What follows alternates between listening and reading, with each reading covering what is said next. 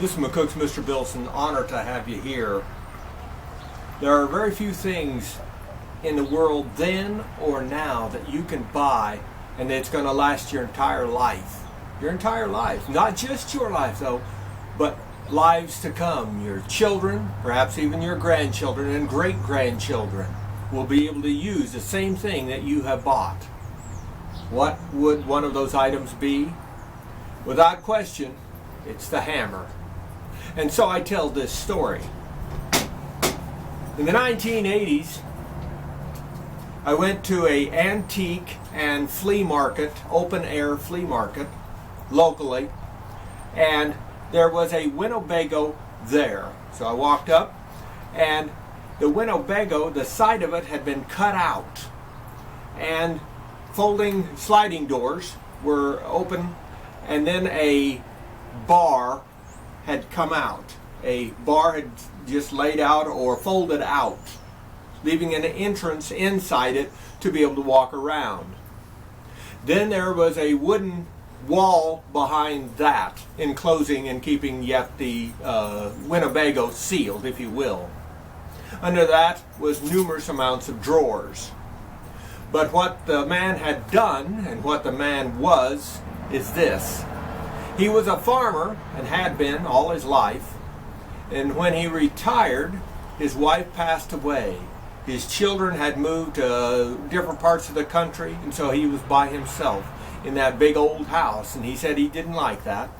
Nobody come and saw him, and he said, I want something different for the end of my life and for my retirement. So he came up with this idea, and since he had always had a hobby of collecting hammers, he decided to go around selling one thing. That's right, hammers. That's all he sold. Not new ones, but used old hammers is what he did. And the wall of the side of that Winnebago had rack after rack of hammers hanging on it. Every kind you could possibly imagine, and some you can't imagine, of every kind of hammer. And then the bar sitting there also had hammers setting out. And each hammer had a tag on it. It told when he bought it, where he bought it, and if it was an estate or if he could have a name of who he had bought it from, that was on it. On the other side of the tag was any pertinent information, what the name of the hammer and what it was used for, and if possible, when it was made. Absolutely. Incredible information, and he knew hammers. As I walked up there and just stood there and watched in awe of the people that came through. Some were collectors, and they'd ask for a hammer, a special hammer or what have you, and he'd walk over and darn if he wouldn't come back with it. Come back with it and set it on the counter and said, there you go. And they'd look at it, sometimes they'd buy, sometimes they'd say, it's just too much money. And he said, where else are you going to buy it? Others would come up and they'd want to buy one, they'd try to Jew him down, they'd try to get the price down, you know. And no, that didn't work either, because he said, when I go to the doctor's office, he said, they don't cut the price for me. And he said, when I go to the grocery store, they don't cut the price for me. And he said, when I go to the gas station, they don't cut the price for me, so why should I cut the price for you? And he said, if I buy something for $10, I sell it for $15. He said, I don't make no secret out of it. He said, if I buy it for $100, I sell it for $150. And yeah, he had some high dollar hammers there. I said some high dollar hammers, including he had some hammers from the Civil War. At times he has hammers from the Revolutionary War. As he buys hammer estates, when they have just a large collection, he'll bid on. And he said the most he'd ever purchased was 1,000 hammers in one buy. That's right, he knew hammers. Plus, during the week, as he drives around all over the United States, he said during the week he'll go to auctions, especially farm auctions, and pick up hammers. Then every weekend, 49 weeks out of the year, he will set up at an antique or flea market type thing and sell his hammers. And he gets to visit with people and talk about his passion of his collection of hammers and sell them to make ends meet, if you will. A brilliant, intelligent individual, to say the least. Now, you might say, well, that's all good and fine, it's more of a guy thing. You'd be mistaken.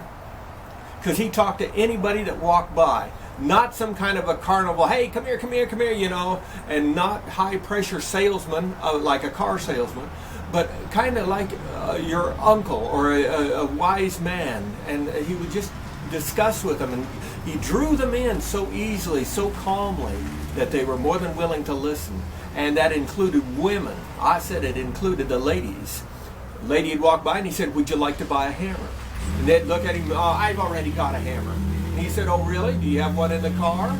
And they, well, a hammer in the car? No. Then how are you going to get out if you get in a wreck and the car's on fire? How are you going to get out of that car? He said, if you got a hammer in the car, you can get out of that window. No question. Or what if somebody opens the door and is going to grab you and either push you in so he can abuse you, or drag you out of the car so he can abuse you or kidnap you?